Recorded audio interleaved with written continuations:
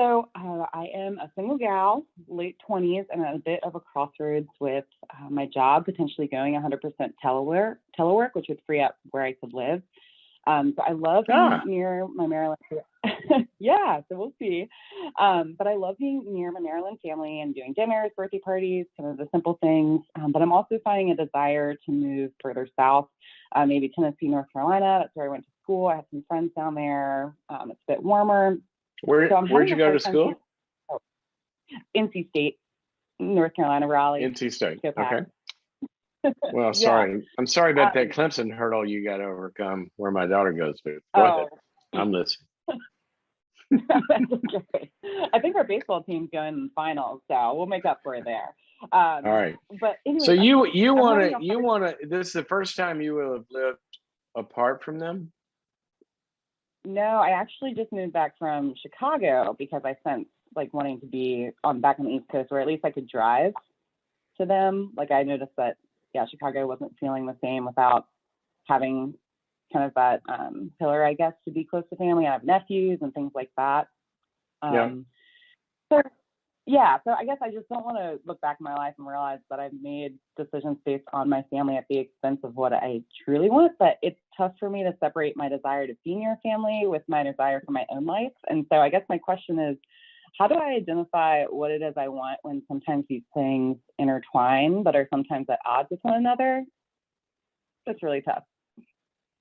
Where is the conflict 100% internal? I think so. Okay, so you're not getting any manipulation or guilt or pressure from the family. This is all you, and you've got conflicting desires. Right. Correct. Okay. Well, let me give you the biggest space creator for this kind of conflict. Are you ready? I'm ready. Take a note. You ready? I'm ready. There's no right answer. Dang it. No, I'm serious. That's good. Dang it. See, you just did it because you wanted to go back to childhood where things are right and wrong. Adulthood is where we have options among very many choices that require wisdom, and there's no right or wrong. So, I mean, I'm not pointing you out as any, in a pejorative way. All of us want to sometimes, in the face of ambiguity or anxiety, we want to regress to what is secure. And what's more secure than having a right answer? Right? So, but here's the good thing. All right, now I gave you the hard medicine. You ready for the ice cream cone? Yes, always. There's no right answer. That's the hard medicine. Here's the ice cream cone. There's no wrong answer.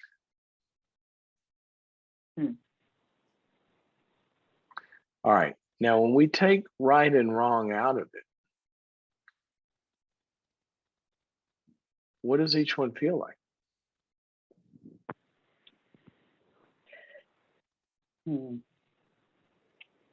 I guess another thought is that it can all be seasons. I am a woman of faith.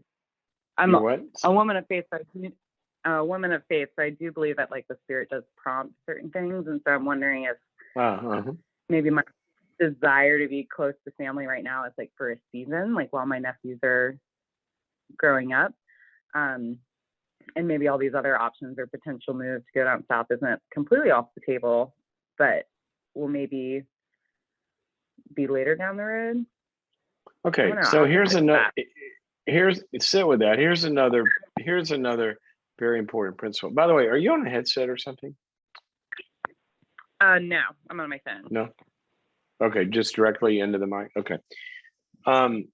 Here's another principle. Sometimes we will find good reasons, like it'd be great to be close to my nephews while they're growing up.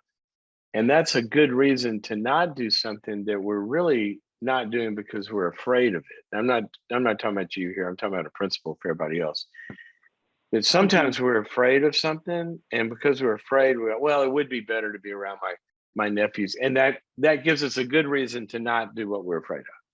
Okay. Which brings me to my point about you, which it sounded like you weren't doing that. You gave not a fear-based decision for going that route. You gave a love reason, not a fear reason. You said, I might really want to be around them and their growing up years and all of that more than I right now love the idea of pursuing whatever my passions are, because they'll still be there. Okay. That's another principle in decisions like this. Now, the third one is this, though. You want to make it harder? Sure, why not? Sometimes we have to consider windows. There's windows of time that close. Those are real.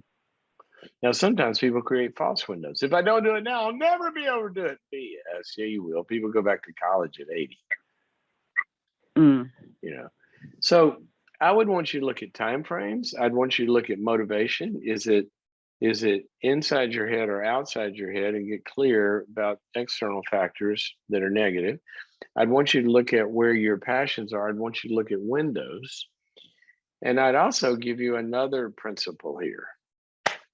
You'll like this one. This will be the cherry on top. Okay, ready? Yeah. Sometimes you can have both.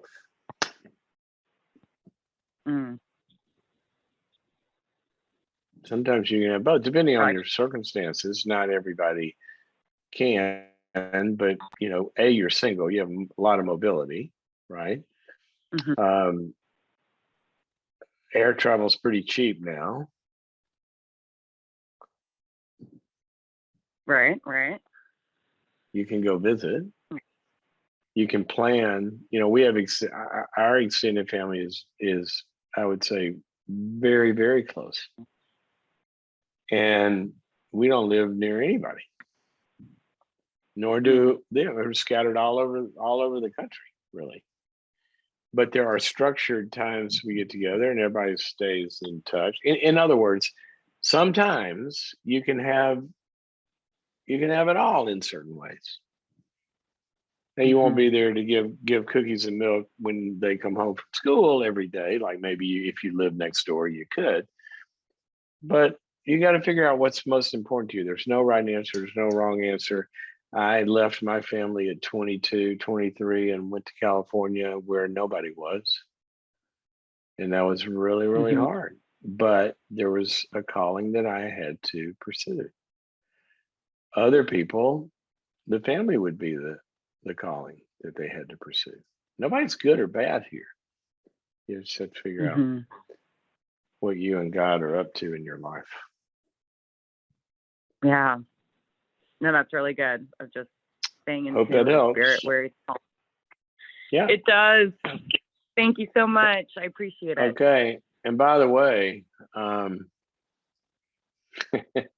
you know those crazy people that go, okay, and they put their hand over their eyes and they go, I'm just going to open my Bible and see the verse. And what's God telling me to do? And they point down to the verse, there it is, right?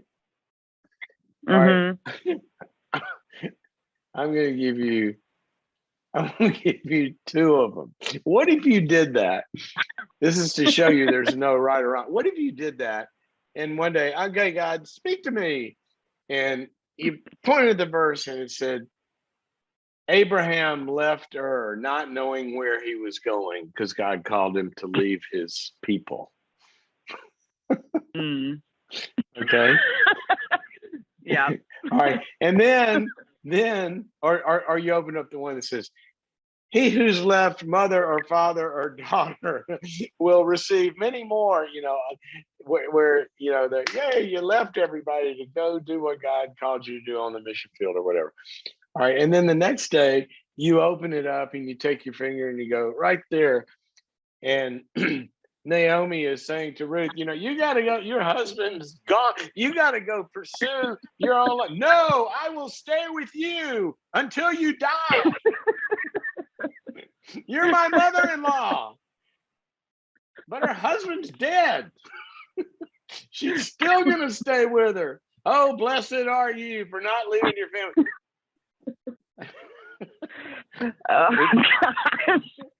It depends on which church you go to. I mean, if you got an enmeshed pastor, they're going to like the Ruth passage. If you got an autonomy entrepreneurial pastor, they're going to tell you to leave her. So good luck with that. That's what I meant by there's no right or wrong. You just got to figure out, and hope that creates some space for you. Okay, I got to run. Okay. Thanks, Lauren. Thank you so much. I'm sure this will turn out well, whichever direction you go. There's going to be losses and achievements on both sides.